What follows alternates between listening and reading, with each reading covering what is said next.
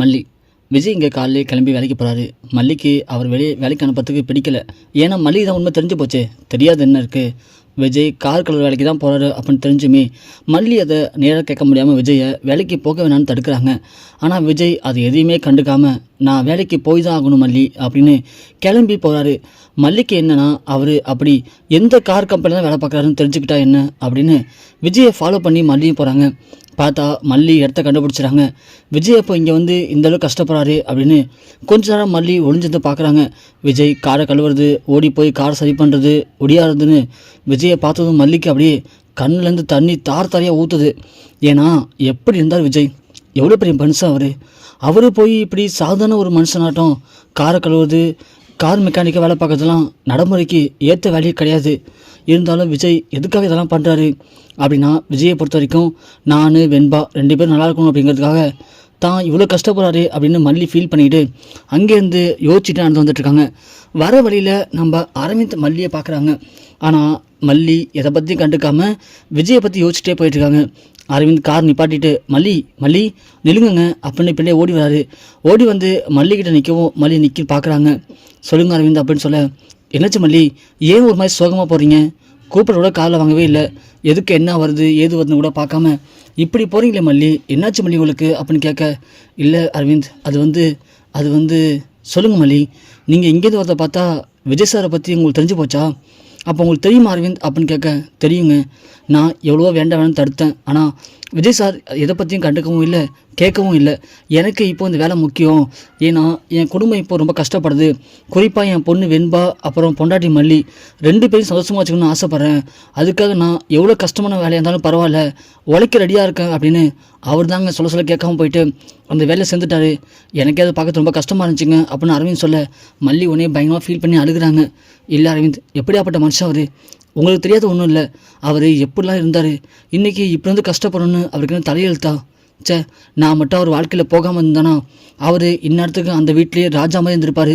நான் அங்கே போனதுனால தானே ராஜேஸ்வரிக்கு என்ன பிடிக்காமல் போச்சு, என்ன பிடிக்காதனால தானே என்ன பழி வாங்குறா அப்படிங்கிற பேரில் இப்போது அவரை பழி வாங்கி இப்படி கஷ்டப்படுத்துகிறா, என்னால் தாங்கிக்க முடியல அரவிந்த் அப்படின்னு மல்லி ரொம்ப ஃபீல் பண்ணுறாங்க. விஜய் பற்றி அரவிந்த் சொல்கிறாங்க, இங்கே பாருங்கள் மல்லி, நீங்களும் விஜய் சார் மாதிரி அழுதுகிட்டே இருக்காதீங்க, எப்போதையுமோ நடந்து போச்சுன்னா அடுத்தது என்ன பண்ணி சரி பண்ணலாம் அப்படின்னு யோசிங்க மல்லி. யோசிச்சிங்கன்னா கண்டிப்பாக உங்களால் எல்லாத்தையும் சரி பண்ண முடியும். என்ன சொல்கிறீங்க, இப்போ யோசிச்சு என்ன பண்ண முடியும் சொல்லுங்கள் பார்க்கலாம். ஏன் மல்லி, ஏன் பண்ண முடியாது நினைக்கிறீங்க, இப்போ நினச்சாலும் நம்ம சரி பண்ணலாம்.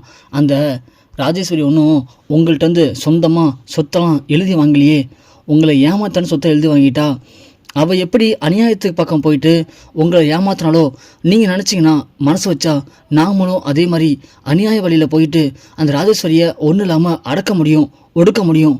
என்ன விஜய், என்ன அப்படின்னு சொல்கிறீங்க, நம்மளால முடியுமா அப்படின்னு மல்லி கேட்குறாங்க. ஏன் மல்லி முடியாதுன்னு நினைக்கிறீங்க, கண்டிப்பாக முடியும், நீங்கள் மனசு வச்சா. சொல்லுங்கள் அரவிந்த், என்ன பண்ணணும் சொல்லுங்கள்.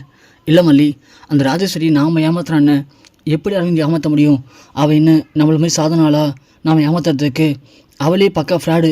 அப்படி இருக்கும்போது கண்டிப்பாக அவளை ஏமாத்துறதுலாம் அவ்வளோ ஈஸி இல்லையா அரவிந்த்.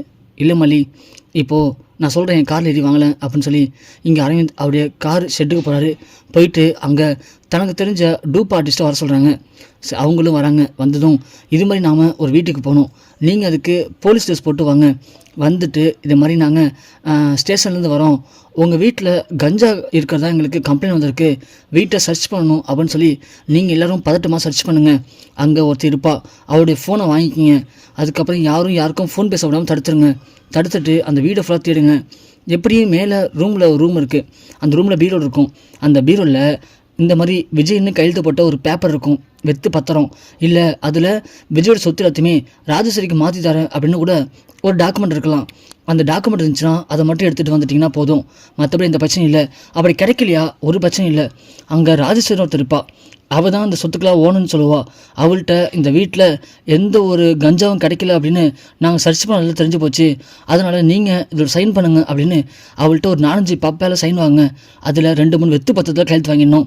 அப்படி மட்டும் பண்ணிட்டீங்கன்னா நாம் நினச்சி சாதிச்சிடலாம், உங்களுக்கு கண்டிப்பாக பெரிய அளவில் பேமெண்ட் கிடைக்கும் அப்படின்னு சொல்ல, அதில் ஒருத்தவங்க கேட்குறாங்க, இப்போ என்னென்ன உங்கள்கிட்ட அவங்க ஏமாற்றி சொத்தை வாங்கிட்டாங்க, நீங்கள் திரும்பவும் அவங்கள மாதிரி ஏமாற்றி சொத்தை வாங்க போகிறீங்க, அவ்வளோதானே கதை தானே இந்த ஷூட்டிங்க்கு அப்படின்னு கேட்க, ஆமாண்ணே அதே தானே, விடுங்க, மீதி நாங்கள் பார்த்துக்குறோம் அப்படின்னு சொல்லிட்டு அவங்க ஒரு 4 பேர் கிளம்பி டக்குன்னு உள்ளே போகிறாங்க. உள்ளே போகும்போது வீட்டில் ரஞ்சிதா மட்டும் தான் இருக்காங்க. ரஞ்சிதாவை உட்கார வச்சுறாங்க. ரஞ்சிதாட்ட இதுமாதிரி நாங்கள் போலீஸ் வந்திருக்கோம், ஸோ உங்கள் வீட்டை சர்ச் பண்ணணும், இங்கே கஞ்சா கிடச்சிருக்கதா ஒரு கம்ப்ளைண்ட் வந்திருக்கு அப்படின்னு சொல்லி ரஞ்சிதா ஃபோனை வாங்கிடுறாங்க. இங்கே எல்லோரும் போய் தேடுறாங்க. பீரோலாம் தேடினா அந்த மாதிரி எந்த ஒரு பத்திரமும் கிடைக்கவே இல்லை. எல்லாருக்கும் மிகப்பெரிய ஒரு ஏமாற்றம். என்ன இது இவ்வளோ தூரம் வந்து எதுவும் கிடைக்கலையே, என்ன பண்ணுறது அப்படின்னு யோசிக்கிறாங்க.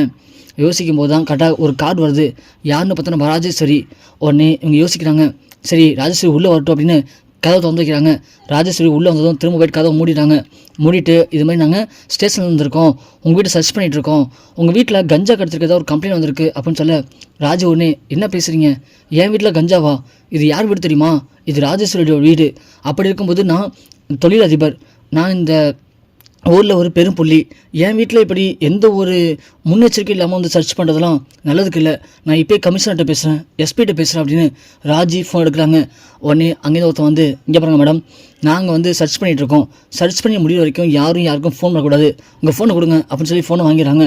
ராஜி பயங்கரமாக கத்துறாங்க, இங்கே பாருங்கள் நீங்கள் யார் வீடுன்னு தெரியாமல் தேவையில்லாம பிரச்சனை பண்ணிருக்கீங்க, நான் மட்டும் ஒரு வார்த்தை சொன்னால் போதும் உங்களுக்கெல்லாம் வேலையே இருக்காது அப்படின்னு ராஜி பயங்கரமாக மிரட்டுறாங்க. ஆனால் அவங்க யாருமே இதை பற்றி கண்டுக்காமல் வீட்டு ஃபுல்லாக தேடியும் கிடைக்கல அப்படின்னு சொல்லி கீழே வராங்க.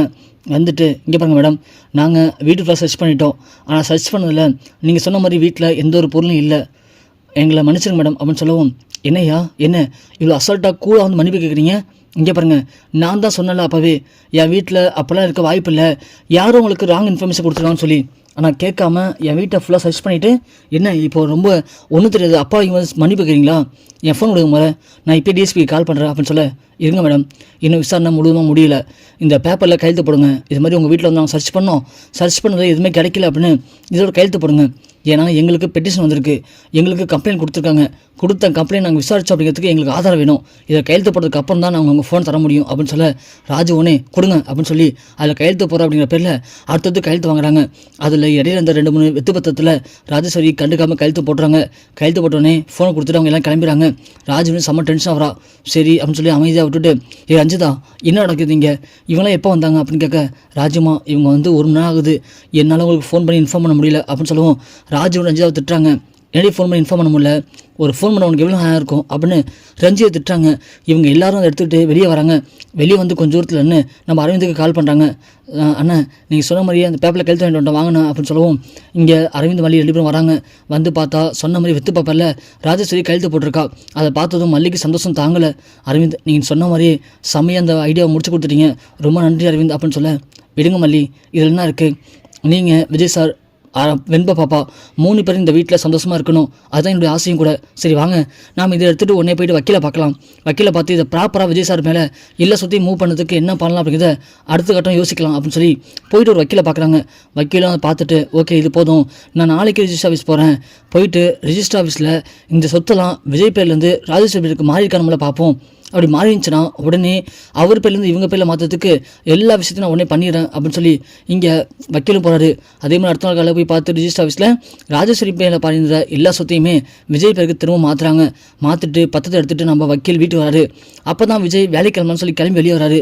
வெளியே வரும்போது வக்கீலை பார்த்ததும் சொல்லுங்கள் சார் என்ன வேணும் அப்படின்னு கேட்க, இதுமாதிரி மல்லி மேடம் பார்க்கணும் அப்படின்னு சொல்லி உள்ளே வராங்க. உள்ளே வந்தது மல்லிகிட்ட வந்து வக்கீல், மேடம் நீங்கள் சொன்ன மாதிரி எல்லா டாக்குமெண்ட்லையும் இப்போது விஜய் சார் பேரில் மாற்றியாச்சு அப்படின்னு சொல்ல, விஜய்க்கு ஒன்றுமே புரியல, என்ன மாதிரி சொல்கிறாங்க, என்ன டாக்குமெண்ட்லையும் என் பேரில் மாற்றிட்டாங்க அப்படின்னு கேட்க, விஜய் நீங்கள் சொந்தமாக சம்பாரித்து கஷ்டப்பட்டு வந்த எல்லாத்தையும் அந்த ஒரே ஒரு கையெழுத்தால் இழந்துட்டீங்க, அதை நினச்சி நீங்கள் ரொம்ப ஃபீல் பண்ணுறீங்க. இப்போ கூட பாருங்கள் கார் கழுவு வேலைக்கு தான் போயிட்டுருக்கீங்க, எனக்கு தெரியும் விஜய், இருந்தாலும் உங்களுக்கான கஷ்டப்பட்டு இழந்த சொத்து எல்லாத்தையும் திரும்ப மீட்டு உங்கள் பேர்லேயே மாற்றிருக்கேன், இந்தாங்க விஜய் அப்படின்னு விஜய்கிட்ட மல்லி பத்திரத்தை கொடுக்குறாங்க. விஜய் வாங்கி பார்க்குறாரு. பார்த்தா ராஜி பேர் இருந்த எல்லா சொத்தும் பிஸ்னஸும் திரும்ப விஜய் பேருக்கு மாறினதுக்கான பத்திரம் இருக்குது. அதை பார்த்து விஜய் செம்ம வராரு. மல்லி இது எப்படி நடந்துச்சு, எப்படி அவ்வளோ பண்ண முடிஞ்சது அப்படின்னு கேட்க, அரவிந்த் நடந்து எல்லாத்தையும் சொல்கிறாங்க. உங்களுக்காக மல்லி மேடம் தான் ரொம்ப கஷ்டப்பட்டுலாம் பண்ணாங்க அப்படின்னு சொல்ல விஜய்க்கு சந்தோஷம் தாங்கலை. எனக்கு ரொம்ப சந்தோஷம் மல்லி, உண்மையிலேயே நீ எனக்கு மனைவியாக கிடைச்சதுக்கு நான் மிகப்பெரிய புண்ணியம் பண்ணியிருக்கணும், நான் மிகப்பெரிய பாக்கியசாலி தான் அப்படின்னு விஜய் மல்லியை கட்டி பிடிச்சி முத்தம் கொடுத்து அப்படியே ஆனந்த கண்ணீரை பயங்கரமாக அழுக ஆரம்பிக்கிறாரு.